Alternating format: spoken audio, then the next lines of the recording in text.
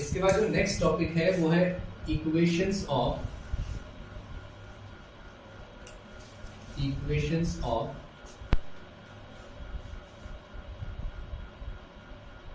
Uniformly accelerated motion.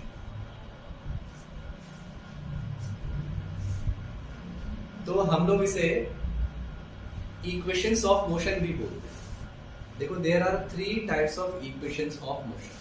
तो तीनों type हम देखेंगे कि किस टाइप के इक्वेशन में क्या होता है और उसके बाद उनको डिराइव कैसे करते हैं वो भी चेक करेंगे। तो first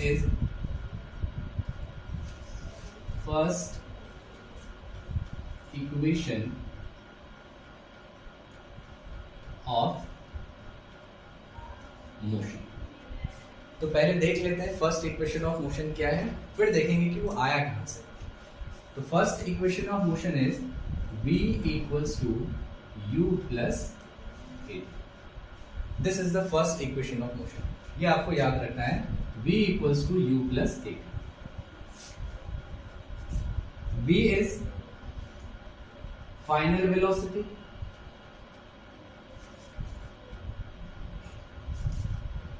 u is initial velocity,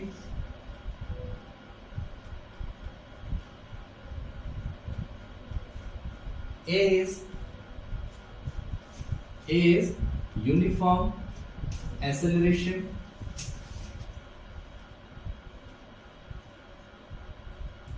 and t is time। तो इन चारों का ये रिलेशन है v equals to u plus a t. अब ये रिलेशन आया कैसे ये चेक करो। We know that a is equals to v minus u by t. ये रिलेशन हम पहले से जानते हैं कि acceleration is the rate of change of velocity. The rate of change of velocity is known as acceleration.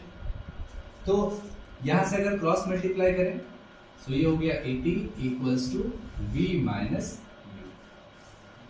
u को left side लेके आते हैं।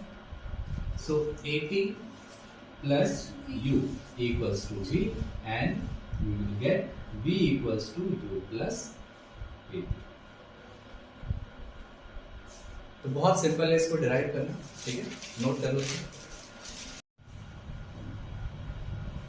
देखो इसके बाद आता है second equation of motion. Second equation of motion ये क्या है, s equals to ut plus half at square. तो यहां पर जो s है, this s is distance travelled.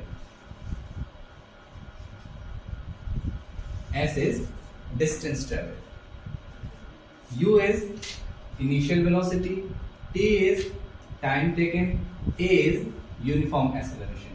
यहां v की जरूरत नहीं है, फाइनल वेलोसिटी की जरूरत यहां पर इस वाला जो ये वाला जो इक्वेशन है इसमें नहीं। So s equals to ut plus half at square. अगर आपके क्वेश्चन में, आपके न्यूमेरिकल में अगर डिस्टेंस है, टाइम है, यूनिफॉर्म एक्सेलरेशन है, इनिशियल वेलोसिटी है, तब आप इस रिलेशन को यूज करेंगे। अब ये रिलेशन आया कहां से ये भी चेक करते हैं। अच्छा, we know that average velocity is equals to होता है initial velocity plus final velocity divide by 2। Yes और no? Average velocity equals to u plus v by 2, and we also know that distance is equals to average velocity into time। yes or no? Distance equals to average velocity into time, ये भी होता है। distance इसको हम denote करते हैं s से। so s is equals to average velocity is u plus v by 2, u plus v by 2, and time is t। Now, using first equation of motion, v equals to u plus at. ये आया कहां से? First equation से. ये आया first equation से. तो अब यहां पर v के प्लेस पे हम लोग पुट करेंगे u plus at. So s equals to u plus v की प्लेस पे u प्लस at. तो u plus at whole divide by 2 and into t. So s equals to u plus u 2u plus at whole divided by 2 and into t. Next step, s equals to, इसको हम separate कर सकते हैं. इसको हम लिख सकते हैं 2u by 2 प्लस 80 by 2. कोई प्रॉब्लम किसी को? इसको सेपरेट करके लिख सकते हैं 2u by 2 and 80 by 2 and multiply t. तो ये 2 से 2 कैंसिल हो गया. सो s इक्वल्स टू, अब इस t की मल्टीप्लीकेशन दोनों के साथ कर लेते हैं. तो ut plus half at square. So this is the second equation of motion. s equals to ut plus half at square. Clear सभी को? नोट करो. इसके बाद नेक्स्ट देखो third equation of motion. Next is third equation of motion. ये क्या है? b square minus u square is equals to 2as. b square minus u square equals to 2as. v is final velocity,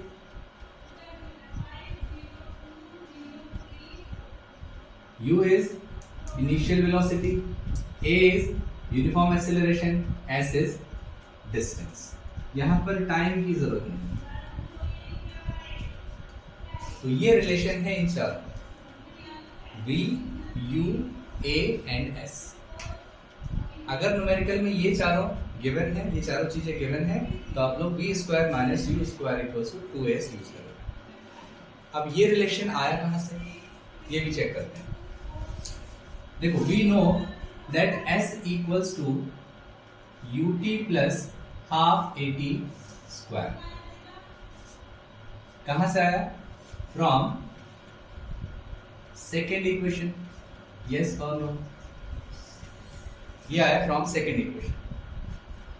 Now we also know that v equals to u plus at.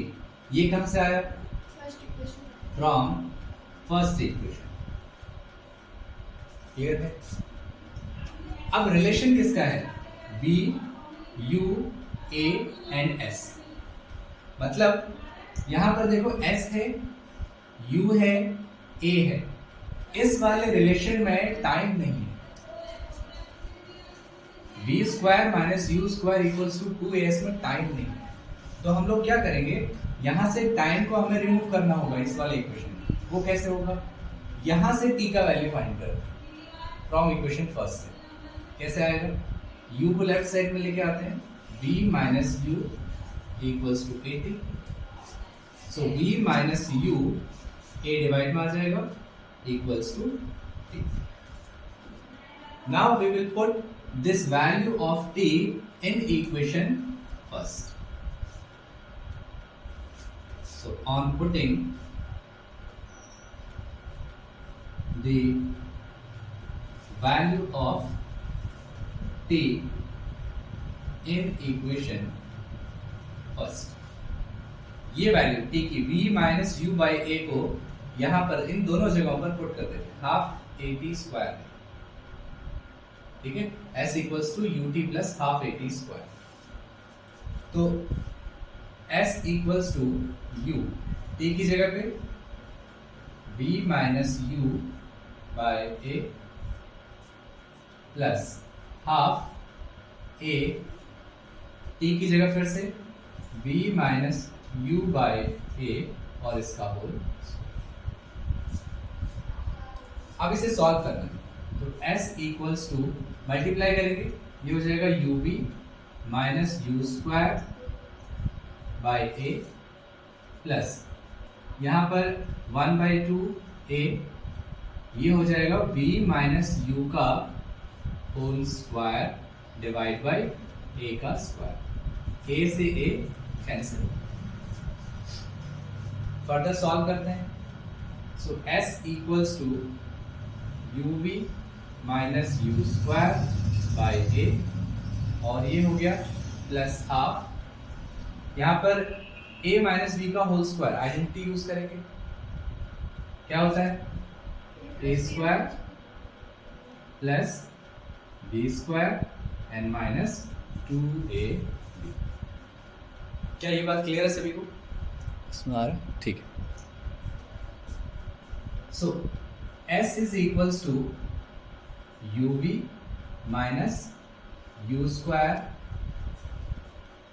Upon a, और यहाँ पर अच्छा यहाँ पर ना whole divide by a b. ठीक, तो क्या करते हैं इसके बाद एलसीएम ले लेते हैं इसका, इस पूरे का एलसीएम, ये हो जाएगा 2a। सो a से डिवाइड किया 2 बचा, 2 की मल्टीप्लाई इसके साथ दोनों के साथ, ये हो गया 2ub माइनस 2u स्क्वायर, है ना, दोनों के साथ मल्टीप्लाई करेंगे, then plus v square plus u square minus 2ub, ये प्लस का 2ub माइनस 2ub, ये हो जाएंगे कैंसिल, ये 2a क्रॉस मल्टीप्लाई में आएगा, ये हो जाएगा 2as इक्वल्स, ये माइनस का 2u स्क्वायर प्लस का 2u स्क्वायर, कितना बचेगा माइनस का u स्क्वायर, और ये b स्क्वायर, तो ये हो जाएगा b square minus u square. तो यही फाइनल रिजल्ट है, that b square minus u square equals to 2as। So this is the third equation of motion. Clear है सभी को? नोट करो।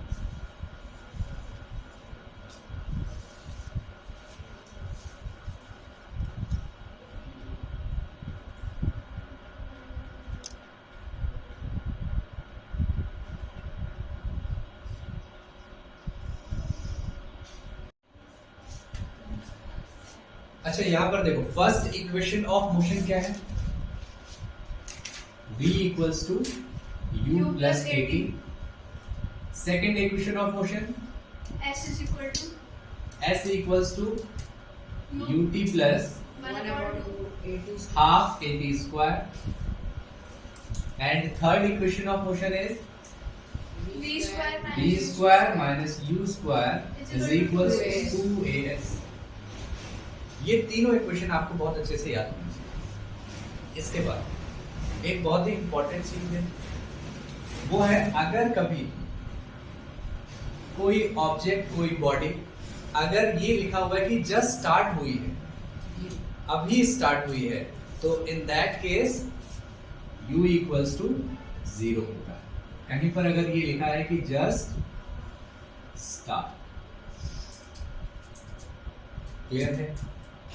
सेकेंड पॉइंट, अगर कभी कोई व्हीकल, कोई गाड़ी चल रही है और उसमें ब्रेक अप्लाई किया गया है, तो ब्रेक अप्लाई करने पर ऑब्वियस सी बात है ब्रेक लगाया जाता है किसी चीज को रोकने के लिए, तो in that case v equals to होता है 0, जब हम लोग क्या करते हैं ब्रेक अप्लाई करते हैं, कहीं पर अगर ब्रेक अप्लाई किया। नंबर थर्ड, अगर कोई व्हीकल, कोई गाड़ी, कोई बॉडी, कोई ऑब्जेक्ट एक कांस्टेंट स्पीड से अगर चल रही है, अगर कांस्टेंट स्पीड से चल रही है, कांस्टेंट, तो उस केस में कांस्टेंट एक्सेलरेशन, कांस्टेंट वेलोसिटी से चल रही है। अगर कोई ऑब्जेक्ट कांस्टेंट वेलोसिटी से अगर चल रही है, तो इन दैट केस एक्सेलरेशन क्या होगा? 0 होगा। एक्सेलरेशन का मतलब है ना आपने एक्सेलेरेटर दिया है ना उसको डीएक्सेलरेट किया है ना, कांस्टेंट वेलोसिटी से चल रही है, तो एक्सेलरेशन क्या होगा? 0 होगा। क्यों? देखो a इक्वल्स टू क्या होता है? v minus u by P. आपका u और v दोनों अगर सेम है, u और v अगर दोनों आपका सेम है तो ये वैल्यू कितना हो जाएगा? 0 हो जाएगा. So a equals to 0 by t is 0. Acceleration आपका 0 हो जाएगा. कब? इन